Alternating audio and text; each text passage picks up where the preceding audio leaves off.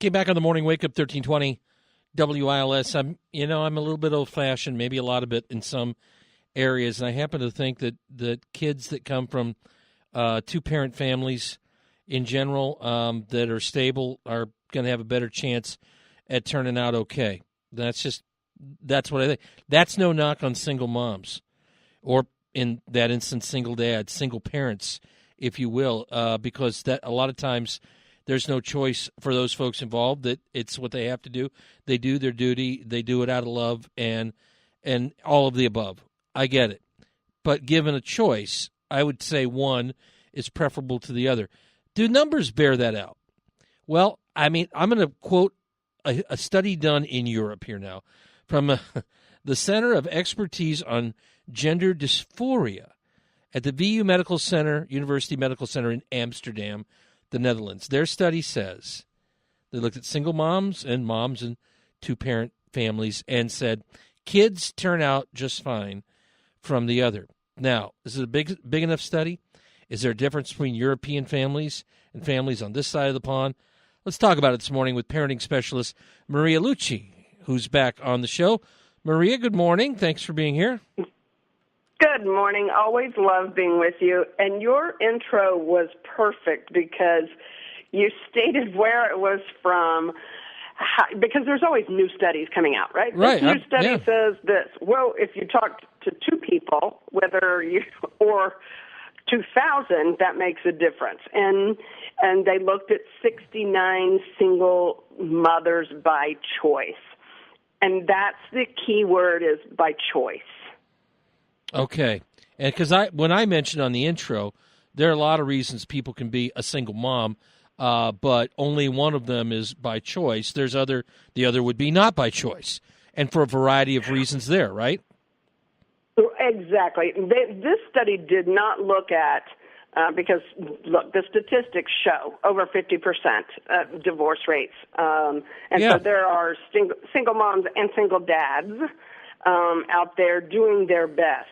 This is a different decision. This is eyes wide open. I am making this choice. So maybe in their 20s, or they're getting their education, they're working on their career, and maybe they're not married. So they say, okay, well, I would like a child. So I'm going into this deciding this. This is not out of a conflict or a divorce or a 17-year-old oops. I get it. So this is a really, a unique group of single moms, and you would guess it may be a group that has then done some planning, not just for everything involved with the biological part of having the child, if they're having the child and they're going to give birth themselves, but also on what it's going to take to raise the child. Again, that can put them into a unique group. Does it mirror what we see across society in your mind, or is it a real outlier?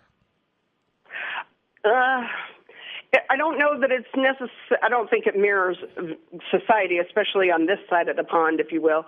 Okay. But this group of moms in this study is a very intentional group, meaning they made this choice because this is not out of divorce. I mean, most people would say that, the more support you have and two parents is better for the child. This study looked at that. One of the big differences that this said is that single mothers by choice had a greater support network of family, friends, neighbors, and others. It takes a village. So we all know that it takes a village regardless as a parent, but whether it's one parent or two. This is a specific different group that is wide open and making it by choice as opposed to an accident or divorce. Well, and I still want to know, I'd want to know in this study of the other families, there weren't quite as many, I think 59 were heterosexual, two-parent families. Right. But did they also plan out, was this also a choice? We've decided to have a baby. We've decided to add to our family. Or, because again, making sure that all of your apples are apples, your oranges are oranges, and then you can say, now, how are the kids turning out where there's 1 versus 2? And all the other parameters we can find are pretty much aligned, and they're the same, except for one has 1 parent and one has 2. Well, then that's interesting, but I wonder how much of that is going on here. Pretty small study. This isn't like years and years of, with big numbers. Exactly. Does that make you Exactly, suspicious? And I agree with you, because you can take a study and say, okay, well, what you just said, we're going to take these apples over here and compare this, but then over here is oranges. So there is that difference in that delineation. So this is a small study, but it is women that made this choice. What I find interesting is that there could be fathers that make that choice. Huh. I think the bottom line is that we could all agree the more people that we have involved that are healthy, helping us raise children, the better. Yeah, no kidding. I mean, I remember when our first was born, and my wife's mom and came and stayed with us.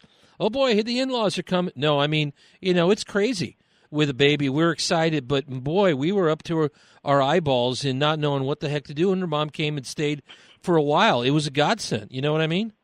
I mean, it just. Well, of course. Yeah, and that was with 2 of us. When they send you home from the hospital, they give you a blanket and a pacifier, maybe, but there's no handbook. No, good luck and here's how to parent. Good luck and get lost. There you go. I hope things turn out well, and they did. But I mean, that was with 2 of us, so I get that having that support network, whether it's in person, online, saying, I've been through, I've worn those. I get that, but I just wonder how they can jump to such a conclusion with such a small study. And again, I'm not knocking it because it's in Europe, but we're not identical, and I just get wary when I see that. That's all. Well, but we do. Everything you say is right on point because it's a small study.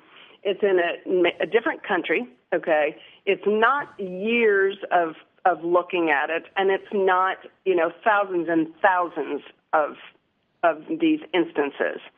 So I think with these studies, we kind of have to take it with not a grain of salt, but we have to sometimes the whole shaker. Education. Sometimes the whole shaker, right?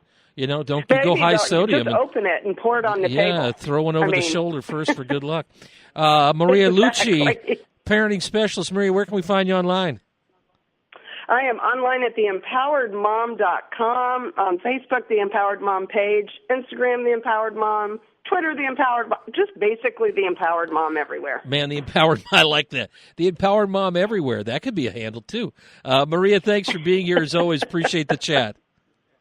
Love talking to you. Have an empowered day. Yep, you too.